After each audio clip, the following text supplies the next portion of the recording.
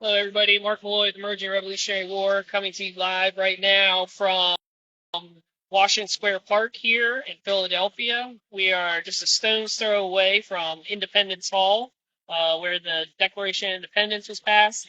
And this is kind of a less visited section, but a really solemn place. It's the location of the Tomb of the Unknown Revolutionary War Soldier.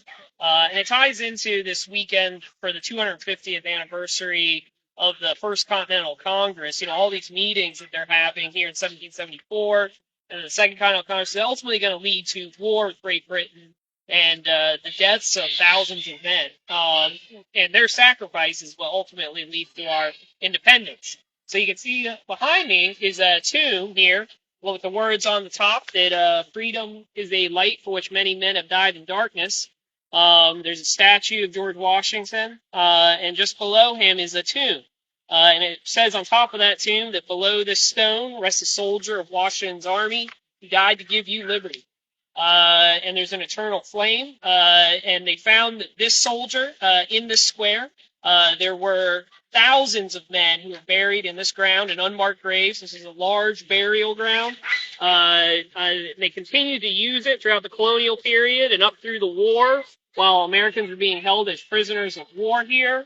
And it wasn't until the 1793 yellow fever epidemic that they finally closed off burials here. But now today it's a park, but the bones of many of those men are still underneath the ground here. And like I said, one of them has been elevated to be representative of all the men who are buried here who were soldiers in Washington's army who died here. And I think it's a really fitting place to remember the cost of all these ideas, all the politics that were happening here in 1774, 1775. It's ultimately going to lead to a real war. And a lot of men are going to die and sacrifice so that we might be beneficiaries of their sacrifice 250 years later. But thanks for checking in with us, and we'll keep coming back to you.